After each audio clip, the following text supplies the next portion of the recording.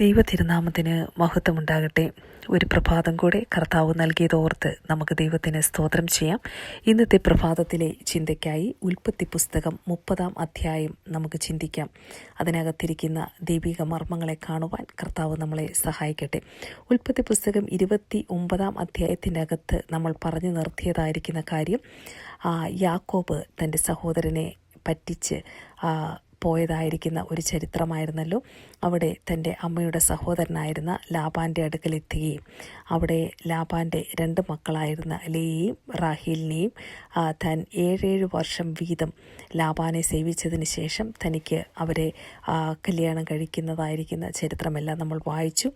എന്നാൽ ലേയോട് യാതൊരു താല്പര്യവും യാക്കോബിനുണ്ടായിരുന്നില്ല.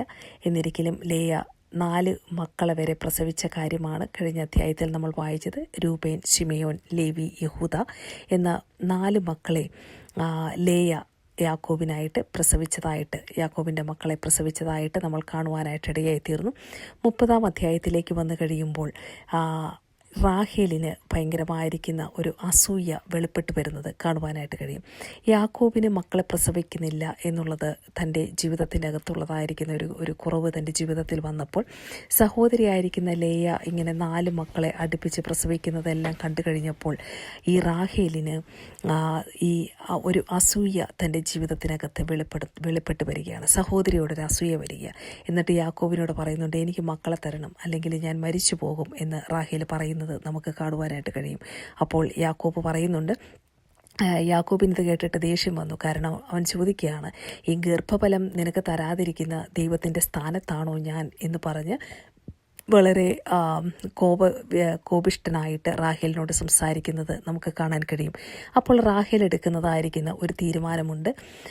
എനിക്കൊരു ദാസി ഉണ്ടല്ലോ, ബിൽഹ, അവളുടെ അടുക്കൽ ചെല്ല് എന്ന് യാക്കോബിനോട് പറഞ്ഞ് അവളുടെ അടുക്കൽ, തൻ്റെ ദാസിയായിരിക്കുന്ന ബിൽഹയുടെ അടുക്കൽ യാക്കോബിനെ പറഞ്ഞു വിടുകയും അവൾ അങ്ങനെ ഗർഭം ധരിച്ച് ഒരു മകനെ പ്രസവിച്ചു.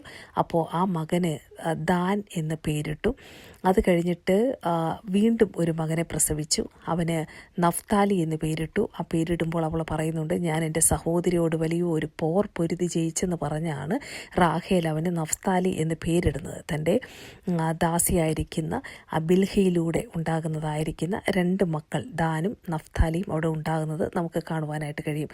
സാറയുടെ ജീവിതത്തിൽ നോക്കിക്കഴിയുമ്പോഴും ഇതേ ഒരു പാരമ്പര്യം നമ്മൾ കഴിഞ്ഞ നാളുകളിൽ നമ്മൾ വായിച്ച് പഠിച്ചതാണ്. ഹാഗാറിൻ്റെ അടുക്കിലേക്ക് അബ്രഹാമിനെ പറഞ്ഞു വിടുന്നത് അതിൻ്റേതായിരിക്കുന്ന ഭവിഷ്യത്തുകളൊക്കെ ഉണ്ടായിരുന്നു. ഇവരുടെ ജീവിതത്തിൻ്റെ അകത്താണെങ്കിലും അല്ലേ, ഇവളെടുക്കുന്നതായിരിക്കുന്ന ഈ തീരുമാനം മുന്നോട്ടൊക്കെ നമ്മൾ പഠിക്കുമ്പോൾ നമുക്ക് കുറേ കൂടെ കാര്യങ്ങൾ മനസ്സിലാക്കുവാനായിട്ട് കഴിയും.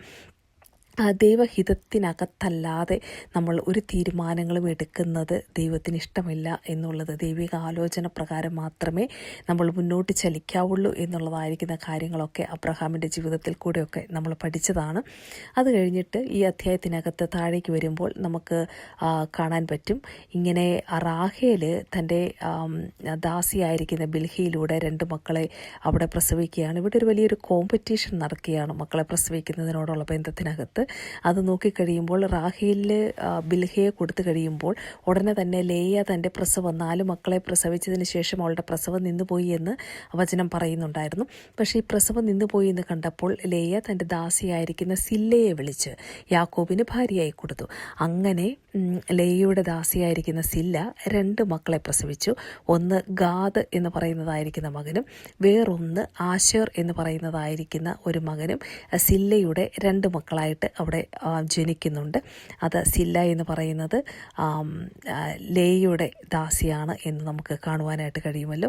അത് കഴിഞ്ഞിട്ട് നമ്മൾ താഴേക്ക് വന്നു കഴിയുമ്പോൾ അവിടെ കാണാൻ പറ്റുന്ന ഒരു കാര്യം, രൂബൻ എന്ന് പറയുന്നതായിരിക്കുന്ന മകൻ, അതായത് ലേയുടെ നമ്മൾ ആദ്യം പഠിച്ചു, ലേയുടെ ആദ്യത്തെ മകനാണ് രൂബൻ.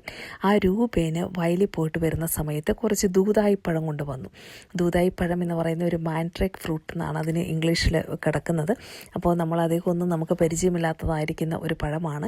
എന്തായാലും ഈ ദൂതായിപ്പഴം കണ്ട് അമ്മയുടെ അടുക്കൽ കൊണ്ടുവന്നത് കണ്ടപ്പോൾ റാഹേൽ ചെന്ന് ലേയോട് ചോദിക്കുന്നുണ്ട്, നിൻ്റെ മകൻ കൊണ്ടുവന്ന കുറച്ച് ദൂതായിപ്പഴം എനിക്ക് തരയണം എന്ന് പറഞ്ഞു. ഒരു പക്ഷെ നല്ല സ്വാദുള്ള ഒരു ഫലമായിരിക്കാം. എന്തായാലും ആ ഫലം തരയണമെന്ന് പറഞ്ഞു അവളെ ചെന്ന് ചോദിക്കുന്നുണ്ട്. ചോദിച്ചു കഴിഞ്ഞപ്പോൾ ഇവൾ പറയുന്നുണ്ട്, എൻ്റെ ഭർത്താവിന് നീ സഹോദരിയാണ്, അവർ തമ്മിലുള്ള ഫൈറ്റ് നോക്കണം. അവിടെ റാഹേലിനോട് പറയുകയാണ്, നിനക്ക് എൻ്റെ ഭർത്താവിനെ എടുത്തത് പോരെ, എൻ്റെ മകൻ എനിക്ക് കൊണ്ടുവന്ന ദൂതായി പഴവും കൂടെ നിനക്ക് വേണമോ എന്ന് പറഞ്ഞ് അവിടെ റാഹേലുമായിട്ട് അല്പം ഒന്ന് സ്വരം മാറിയൊക്കെ സംസാരിക്കുന്നത് നമുക്ക് കാണുവാനായിട്ട് കഴിയും.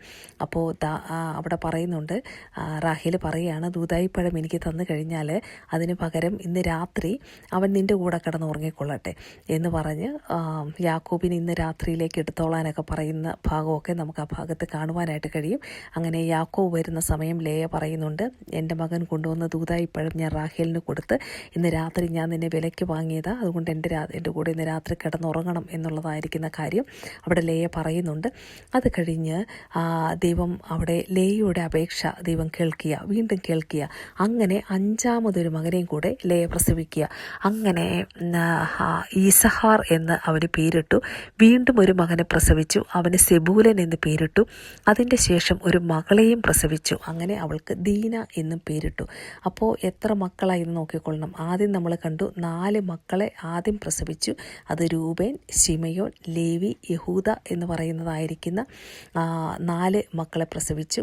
അതിനുശേഷം ഇസഹാർ എന്നും സെബൂലൻ എന്നും പറയുന്ന 2 മക്കളെ പ്രസവിച്ചു, ആൺമക്കളെ പ്രസവിച്ചു. കൂടാതെ ദീനയെയും പ്രസവിച്ചു. അപ്പോൾ 4ഉം 2ഉം 6 ആൺമക്കളെയും ഒരു മകളെയും ലേയ അവിടെ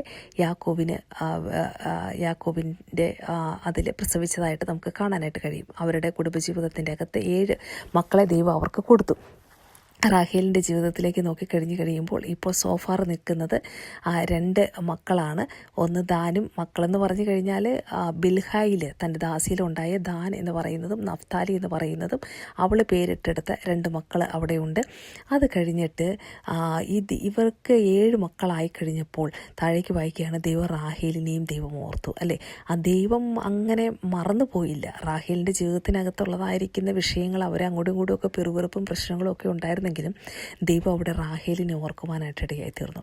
അവളുടെ അപേക്ഷ ദൈവം കേട്ടു, അവളുടെ ഗർഭത്തെ തുറന്നു എന്ന് നമുക്ക് കാണാൻ പറ്റും. അല്ലേ, അവിടെ ഒരു നല്ല സ്നേഹം ഇവളോടുണ്ടായിരുന്നു. ഈ യാക്കോബിന് നല്ല സ്നേഹം ഈ റാഹേലിനോടുണ്ടായിരുന്നപ്പോൾ നമുക്കറിയാം, ലേയ അനിഷ്ടയെന്ന് കണ്ടപ്പോൾ അനിഷ്ടയെന്ന് കണ്ടവളുടെ ഗർഭം ദൈവം തുറക്കുകയും മനുഷ്യനൊത്തിരി സ്നേഹിച്ച് വെച്ചിരുന്നായിരിക്കുന്ന ഈ റാഹേലിൻ്റെ ഗർഭത്തെ ദൈവം അവിടെ അടയ്ക്കുകയും ചെയ്തു എന്ന് നമുക്ക് കഴിഞ്ഞ ദിവസങ്ങൾ നമ്മൾ മനസ്സിലാക്കിയതായിരിക്കുന്ന കാര്യമാണ്. അപ്പോൾ ദൈവം അവളുടെ ഗർഭത്തെ തുറക്കുവാനായിട്ട് ഇടയായി തീർന്നു. അവൾ അങ്ങനെ ഒരു മകനെ പ്രസവിച്ചു.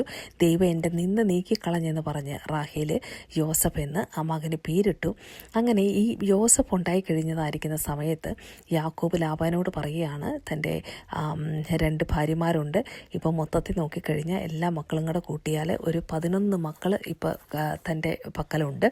ഈ ദാസിമാരിൽ നിന്നുണ്ടായ മക്കളും ഭാര്യമാരിൽ നിന്നുണ്ടായ മക്കളും എല്ലാം കൂടെ കൂട്ടി വെച്ച് കഴിഞ്ഞാൽ ആ റാഹേലിൽ നിന്നുണ്ടായ ജോസഫ് ഉൾപ്പെടെ നോക്കിയാൽ 11 മക്കൾ ഇപ്പോൾ ഉണ്ട്. അപ്പോൾ പറയുകയാണ്, ഞാൻ ഇനി പോകട്ടെ, പറയുകയാണ്, ഇത്രയും നാളൊക്കെ ഞാൻ നിന്നെ സേവിച്ച് നിന്നില്ലേ, ഇത്രയും വർഷമായി, ഇനി ഞാൻ നിന്നെ എങ്ങനെ സേവിച്ചതെന്നൊക്കെ നിനക്കറിയാം, ഇനി ഞാൻ ഇവിടെ നിന്ന് പോകട്ടെ എന്ന് പറഞ്ഞ് പറയുന്നുണ്ട്. അപ്പോൾ ലാബാൻ പറയുന്ന ഒരു വാക്യമുണ്ട്, നിൻ്റെ നിമിത്തം യഹോവ എന്നെ അനുഗ്രഹിച്ചു എന്ന് നിനക്ക് നന്നായിട്ടറിയാം. അല്ലേ, ഇതേ കാര്യം തന്നെ ഇസഹാക്ക് അബീമേലെക്കുമായിട്ടുള്ള ബന്ധത്തിനകത്തറിയാം. അബീമേലെക്കിനെ ദൈവം ആ രാജ്യത്തെ അനുഗ്രഹിച്ചു. ഇസഹാക്കിന് ഉള്ള അനുഗ്രഹം കിട്ടിക്കഴിഞ്ഞപ്പോൾ അബീമേലെക്കും അതിനകത്ത് അനുഗ്രഹിക്കപ്പെട്ടെന്നൊക്കെ പറയുന്ന വാക്കുകൾ നമുക്ക് കേൾക്കുവാനായിട്ട് കഴിഞ്ഞ ദിവസങ്ങൾ കഴിഞ്ഞല്ലോ. ഇതുപോലെ തന്നെ ലാബാനെ ദൈവം അനുഗ്രഹിക്കാൻ കാരണം ആ യാക്കോബിൻ്റെ പ്രസൻസ് ആയിരുന്നു. അനുഗ്രഹമുള്ള ഒരുവൻ എവിടെ ചെന്ന് നിന്നാലും അത് ആ സ്ഥലം അനുഗ്രഹിക്കപ്പെടുവാൻ കാരണമായി തീരും. അപ്പോൾ ചോദിക്കുന്നുണ്ട്, നിനക്ക് എന്ത് പ്രതിഫലം വേണമെന്ന് പറ, അത് ഞാൻ തരാം. അപ്പോൾ ലാബാൻ യാക്കോബിനെ വിടാനായിട്ട് യാതൊരു താല്പര്യവുമില്ല. കാരണം ഇങ്ങനെ അനുഗ്രഹിക്കപ്പെട്ടിരിക്കുകയാണ്. യാക്കോബിനെ ഇങ്ങനെ പറ്റിച്ച് അടുത്ത അധ്യായത്തിൽ വരുമ്പോൾ ഒക്കെ നമുക്ക് യാക്കോബ് പറയുന്ന ചില സ്റ്റേറ്റ്മെൻറ്റുകളൊക്കെ കാണാം. അപ്പോൾ തന്നെ ഇങ്ങനെ പറ്റിച്ചുകൊണ്ടിരിക്കുകയാണ് ലാബാൻ. കാര്യം യാക്കോബും ഒരു ഉപായിയാണ്, അതിലും കടുത്ത ഉപായിയായിട്ടുള്ള ഒരാളുടെ കയ്യിലാണ് ഈ യാക്കോബിനെ പണിയുവാനായിട്ട് ദൈവം അവിടെ ഏൽപ്പിച്ചു കൊടുത്തത് എന്നുള്ളത് നമ്മൾ മനസ്സിലാക്കണം. അതിനുശേഷം പറയുന്നുണ്ട്, നിനക്ക് എന്ത് പ്രതിഫലം വേണേലും ഞാൻ തരാമെന്ന് ലാബാൻ പറയുന്നുണ്ട്. അപ്പോൾ പറയുന്നുണ്ട്, എനിക്കിനി പ്രതിഫലമൊന്നും വേണ്ട, ഇനി എനിക്ക് എൻ്റെ സ്വന്തം ഭവനത്തിന് വേണ്ടി കരുതണം, അതുകൊണ്ട് നീ ഒന്നും എനിക്ക് തരേണ്ട, ഈ കാര്യം നീ ചെയ്തു തന്നാൽ മതി, ഞാൻ ആട്ടിൻകൂട്ടത്തെ ഇനിയും മേയിച്ച് പരിപാലിക്കാം. ഒരു കണ്ടീഷൻ അവിടെ യാക്കോബ് വയ്ക്കുക. യാക്കോബ് എവിടെയും ചില തന്ത്രങ്ങളെ താൻ വയ്ക്കും. പക്ഷേങ്കിൽ ഇവിടെ താൻ പറയുന്നതായിരിക്കുന്ന ഒരു കാര്യം എന്ന് പറയുന്നത് നമുക്കുടെ ബുദ്ധി കൊണ്ട് ചിന്തിച്ചാൽ നമുക്ക് മനസ്സിലാക്കാൻ പറ്റുന്നതായിരിക്കുന്ന ഒരു കാര്യമല്ല ഇവിടെ പറയുന്നത്. അവിടെ പറയുന്നുണ്ട്, നീ ഒരു കാര്യം ചെയ്താൽ ഞാൻ ഇനിയും ആട്ടിൻകൂട്ടത്തെ മേയ്ക്കാം. എന്താണ് കാര്യമെന്ന് ചോദിച്ചാൽ അവിടെ പറയുന്നുണ്ട്, പുള്ളിയും മറവുമുള്ള ആടുകളെയൊക്കെയും. ഓക്കെ, അപ്പോൾ ഈ ആട്ടിൻകൂട്ടത്തേക്കിടെ പോയിട്ട് പുള്ളിയുള്ളത് മറുവുള്ളതായിരിക്കുന്ന ആടുകളെയൊക്കെയും, ചെമ്മിരി ആടുകളിൽ കറുത്ത കളറുള്ളതും കോലാട്ടുകളിൽ പുള്ളിയും മറവുമുള്ളതിനെയും ഇങ്ങനെ വേർതിരിച്ചെടുക്കണം. അത് എൻ്റെ പ്രതിഫലമായിരിക്കട്ടെ പറയാം. അപ്പോൾ ഈ പുള്ളിയും മറവുമുള്ളതൊക്കെ എൻ്റെ പ്രതിഫലമായിട്ടിരിക്കണം, ബാക്കിയുള്ളതെല്ലാം നീ എടുത്തു.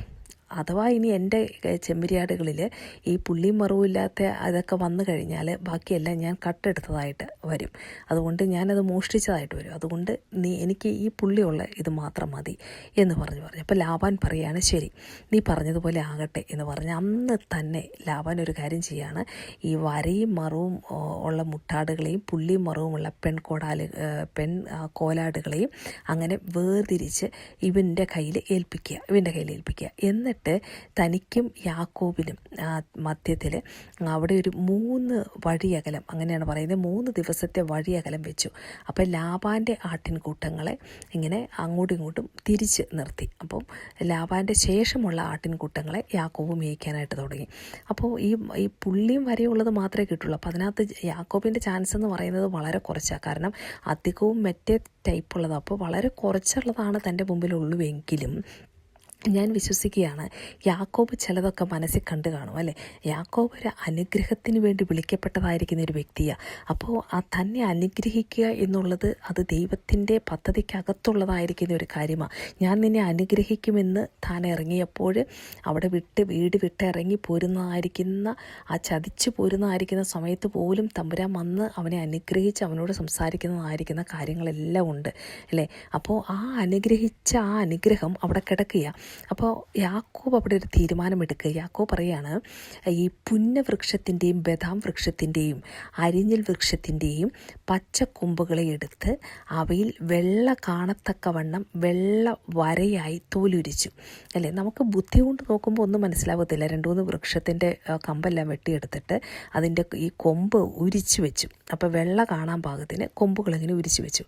അപ്പോൾ കുറച്ച് വെള്ളം ഇങ്ങനെ കാണുമ്പോൾ അവിടെ പറഞ്ഞിരിക്കുന്നത് എങ്ങനെയാണ്, അപ്പോൾ ഈ ആടുകൾ വെള്ളം കുടിക്കാൻ വരുന്നതായിരിക്കുന്ന സമയത്ത് അവിടെ ചെനയേക്കുവാനായിട്ട് ഇടയായി തീർന്നു. അങ്ങനെ ചെനയേറ്റ സമയത്ത് അവിടെ ഈ കൊമ്പുകൾ അവിടെ വെച്ചേക്കുക. അപ്പോൾ ഈ വെള്ളം ഇങ്ങനെ ഈ തോലുരിച്ച് വെച്ചിരിക്കുന്നതായിരിക്കുന്ന മരങ്ങളെ കണ്ട് ചെനയേറ്റപ്പോൾ വന്നതെല്ലാം ഈ പുള്ളിയും മറവും ഉള്ളതായിരിക്കുന്ന ആടുകളായിട്ട് തീരുവാനായിട്ട് ഇടയായി തീർന്നു അല്ലേ. നമ്മുടെ ബുദ്ധി കൊണ്ട് നോക്കുമ്പോൾ ഇതെങ്ങനെയാണ് പോസിബിൾ ഒന്നും നമുക്കറിയത്തില്ല. പക്ഷേ അങ്ങനെ ഈ കൊമ്പുകളെ കണ്ട് ചെനയേൽക്കേണ്ടതിന് യാക്കോബ് കൊമ്പുകളെ പാത്തികളിൽ ഈ വെള്ളം കുടിക്കാനായിട്ട് വരുമ്പോൾ ആ പാത്തികളിലെല്ലാം വെച്ച് ആടുകളുടെ കണ്ണിൻ്റെ മുമ്പിൽ വെച്ചു. അങ്ങനെ വെച്ച് ഈ യാക്കോബ് അവിടെ ഒരു ട്രിക്ക് ചെയ്യുന്നതെന്ന് നമുക്ക് കാണുവാനായിട്ട് കഴിയും. എന്ത് തന്നെയായിരുന്നാലും അതിൻ്റെ അവസാന വാക്യം ഇങ്ങനെ എഴുതിയിരിക്കുന്നത്, അവൻ മഹാസമ്പന്നനായി, അവന് വളരെ ആടുകളും ദാസിദാസന്മാരും ഒട്ടകങ്ങളും കഴുതകളും ഉണ്ടാവുകയും ചെയ്തു. ഈ 14 വർഷം ഇവിടെ ഇങ്ങനെ സേവിക്കുന്നു. അതിനുശേഷമുള്ളതായിരിക്കുന്ന ബാക്കി വർഷങ്ങളും കൂടെ ചേർത്ത് പിന്നീട് പഠിക്കുമ്പോൾ മനസ്സിലാവും നമുക്ക് ഏകദേശം ഒരു 20 വർഷക്കാലം യാക്കോബ് ഇവിടെ ഇങ്ങനെ ഒരു 20 വർഷക്കാലം ഈ ലാബാൻ്റെ ഇതിൻ്റെ അകത്ത് നിന്ന് അവിടെ പ്രശ്നങ്ങളുണ്ടായിരുന്നു, പ്രതികൂലങ്ങളുണ്ടായിരുന്നു, സാഹചര്യങ്ങളെല്ലാം തനിക്ക് മോശമായിരുന്നു, എല്ലാം ഒത്തിരി പ്രതികൂലങ്ങൾ തൻ്റെ ജീവിതത്തിൻ്റെ അകത്തൂടെ കടന്നുപോയി. 2 ഭാര്യമാരുള്ളത് തന്നെ എപ്പോഴും അങ്ങോട്ടും ഇങ്ങോട്ടും അടിയായിരുന്നു, നമുക്കറിയാനായിട്ട് പറ്റും. അവർ തമ്മിലൊരു മത്സരമുണ്ട്. അപ്പോൾ അതിൻ്റെതായിരിക്കുന്ന ബുദ്ധിമുട്ടുകളിലൂടെ യാക്കോബ് കടന്നുപോയി. അമ്മായിയപ്പൻ്റെ ചതി മറു സൈഡിൽ, കഷ്ടപ്പാട്, ഈ ആടുകളെ നോക്കാനും അത് എടുക്കാനുമുള്ള കഷ്ടപ്പാട് മറു സൈഡിൽ, തന്നെ ചതിച്ചതായിരിക്കുന്ന ചതി മുന്നോട്ട് വായിക്കുമ്പോൾ നമുക്കറിയാം. പ്രതിഫലം എല്ലാം ഈ ലാബാൻ പിടിച്ചു വെച്ച കഥയൊക്കെ പറയുന്നുണ്ട്. അങ്ങനെ ഒത്തിരി വേദന തിന്നതായിരിക്കുന്ന യാക്കോബ. പക്ഷേ അവസാനം താൻ മഹാസമ്പന്നനായി. അവനൊത്തിരി ആടുമാടുകളും സമ്പത്തും എല്ലാം ദൈവം കൊടുത്തു. കാരണം എന്താ, ദൈവത്തിൻ്റെ വാഗ്ദത്തം അവൻ്റെ മേൽ കിടന്നതുകൊണ്ട് ദൈവം അവനെ അനുഗ്രഹിക്കുവാനായിട്ട് ഇടയായിത്തീർന്നു. ഇതിനകത്ത് ഈ ചെനയേക്കുവാൻ ആടുകൾ വരുമ്പോൾ ഇങ്ങനെ ഒരു ഇതൊക്കെ ചെയ്യുക എന്നൊക്കെ പറയുമ്പോൾ എനിക്കതിൻ്റെ വലിയ ആത്മീയ ആഴങ്ങളിലേക്കൊന്നും വിശദീകരിച്ച് പറയാനായിട്ട് അറിയില്ലെങ്കിലും എൻ്റെ ബുദ്ധിക്കകത്ത് ഞാനിങ്ങനെ ചിന്തിക്കുകയായിരുന്നു, ഒരു പ്രൊഫറ്റിക്കൽ ആക്റ്റ് ആയിരിക്കാം ഒരു പക്ഷേ യാക്കോബ് അവിടെ ചെയ്തത്. കാരണം എന്താണെന്ന് വെച്ച് കഴിഞ്ഞാൽ നമുക്കറിയാം, എലീശയുടെ കാര്യം പറയുമ്പോൾ എലീശ ആ വെള്ളത്തിൻ്റെ മേലേക്ക് മരമെട്ടുകാരൻ്റെ ആയുധം നഷ്ടപ്പെട്ടു പോയി കഴിയുമ്പോൾ അല്ലേ, ആ വെള്ളത്തിനകത്ത് താണുപോയി കഴിയുമ്പോൾ ഒരു വിശ്വാസത്തോടെ ആയിരിക്കണം അല്ലേ. ഉറപ്പായിട്ടും എലീശ ഒരു പ്രവാചകനാണ്. താനൊരു വൃക്ഷത്തിൻ്റെ കമ്പ് വെട്ടി എറിയുന്നു, അത് തൻ്റെ വിശ്വാസമാണ് കാണിക്കുന്നത്, ആ കമ്പ് യേശുവിനെ കാണിക്കുന്നതെന്നൊക്കെ നമ്മൾ കേട്ടിട്ടുണ്ട്. അപ്പോൾ അത് വെട്ടി എറിഞ്ഞു കഴിഞ്ഞപ്പോൾ അത് അവിടെ ഇങ്ങനെ സ്വിം ചെയ്ത് പൊങ്ങി വന്നെന്നാണ് നമ്മൾ കാണുന്നത്. അപ്പം അതൊക്കെ എന്ന് പറയുമ്പോൾ അത് നമ്മുടെ ബുദ്ധി കൊണ്ട് നിരക്കാൻ പറ്റുന്നതായിരിക്കുന്ന ഒരു കാര്യമാണോ എന്ന് ചോദിച്ചു കഴിഞ്ഞാൽ അല്ല. അതുപോലെ തന്നെ ആ ഗർഭഛിദ്രമൊക്കെ നിന്നിരുന്ന ആ ദേശത്തെ ശുദ്ധീകരിക്കുവാൻ ഉപ്പിട്ട് ശുദ്ധീകരിച്ചു. ഇങ്ങനെയുള്ളതായിരിക്കുന്ന ചില കാര്യങ്ങൾ കാണുവാനായിട്ട് കഴിയും. അതെല്ലാം നോക്കിക്കഴിയുമ്പോൾ അതിനകത്തൊക്കെ നമുക്കറിയാം ഒരു വ്യക്തമായിരിക്കുന്ന രീതിയിലുള്ളതായിരിക്കുന്ന നമ്മുടെ ബുദ്ധി കൊണ്ട് ഉണ്ടാക്കുന്ന കാര്യമല്ല. മാറയിലെ വെള്ളം ഒരു കമ്പ് വെട്ടിയിട്ട് എറിഞ്ഞു കഴിഞ്ഞപ്പോൾ അത് മധുരമുള്ളതായി തീർന്നു എന്നൊക്കെ പറയുന്നത് പോലെ അല്ലേ. ഇതൊക്കെ ഒരു വിശ്വാസത്തിൻ്റെ പുറത്ത്, അല്ലെങ്കിൽ ഒരു സയൻസോ ഒരു ടെക്നോളജിയോ, അല്ലെങ്കിൽ ആ ഒരു ഇതിൻ്റെ പിന്നിലുള്ളതായിരിക്കുന്ന വലിയ കാര്യങ്ങളൊന്നും നമ്മുടെ ബുദ്ധി കൊണ്ടൊന്നും നമുക്ക് ഗ്രഹിക്കാൻ കഴിയത്തില്ല. പക്ഷേ എന്ത് തന്നെയായിരുന്നാലും യാക്കോബ് ഒരു പ്രവൃത്തി ചെയ്തു. ദൈവം അവൻ്റെ കൈയുടെ പ്രവൃത്തിയെ ദൈവം അനുഗ്രഹിച്ചു എന്ന് നമുക്ക് കാണുവാനായിട്ട് കഴിയും. പ്രിയമുള്ളവർ, നമ്മളും ഒരു വിശ്വാസത്തോടെ ഇല്ലേ, നമ്മളും മുമ്പോട്ട് സ്റ്റെപ്പ് വെച്ച് ദൈവിക പദ്ധതിക്കകത്തുള്ള നമ്മളാണ് എങ്കിലും നമ്മുടെ അനുഗ്രഹത്തെ എടുത്തു കളയുവാനോ നമ്മളെ പിടിച്ചു വയ്ക്കുവാനോ ഈ ലാവാനൊന്നും കഴിയത്തില്ല അല്ലേ. ഒരു സമയം വരെയൊക്കെ ലാവാൻ എന്തെങ്കിലുമൊക്കെ ഒരു ഇൻഫ്ലുവൻസ് ഒക്കെ വെച്ച് നമ്മളെ പിടിച്ചു വയ്ക്കാനൊക്കെ കഴിയും. പക്ഷേ എങ്കിൽ ഒരു സമയം കഴിഞ്ഞാൽ, ദൈവിക പദ്ധതിയിലേക്ക് മൂവ് ചെയ്യുന്ന സമയമായി കഴിഞ്ഞാൽ, ഞാൻ പോകട്ടെന്ന് പറഞ്ഞ് മുന്നോട്ടിറങ്ങി അവിടെ ഒക്കെ പോകാനായിട്ട് നിന്നെങ്കിലും കുറച്ച് സമയം കൂടെ അവിടെ നിർത്തി ഈ ഒരു പ്രവൃത്തിയും കൂടെ ചെയ്ത് അവനെ ബഹുസമ്പന്നനാക്കിയതിന് ശേഷമാണ് ഇനി യാക്കോബിൻ്റെ അടുത്ത മുന്നോട്ടുള്ള യാത്ര എന്ന് നമുക്ക് കാണാനായിട്ട് കഴിയും. ഇനി മുന്നോട്ടുള്ള അധ്യായത്തിനകത്ത് ആ യാത്രകളൊക്കെ കാണാനും അത് പഠിക്കുവാനും ഒക്കെ ദൈവം നമ്മളെ സഹായിക്കട്ടെ. നമ്മൾ ഓരോ ഭക്തന്മാരുടെ ജീവിതത്തിൽ കൂടെ നമ്മൾ പഠിക്കുമ്പോഴും അവരുടെ ജീവിതത്തിലെ കാര്യങ്ങളും അവരുടെ ജീവിതത്തിനകത്തു നിന്ന് നല്ലത് എടുക്കേണ്ടത് നമ്മൾ നല്ലത് എടുക്കും. അവരുടെ ജീവിതത്തിൽ വന്ന ഫെയിലിയർ നമ്മുടെ ജീവിതത്തിൽ വരാതിരിക്കാൻ നമുക്കും സൂക്ഷിച്ച് മുന്നോട്ട് പോകുവാൻ പരിശുദ്ധാത്മാവ് നമ്മളെ സഹായിക്കട്ടെ എന്ന് പ്രാർത്ഥിച്ചുകൊണ്ട് ദൈവത്തിൻ്റെ നാമമഹത്വത്തിനായി ഈ വചനങ്ങളെ സമർപ്പിക്കുന്നു. കേൾക്കുന്ന ദൈവമക്കളെ ഓരോരുത്തരെയും ദൈവം ശ്രേഷ്ഠമായിട്ട് അനുഗ്രഹിക്കട്ടെ. ആമേൻ.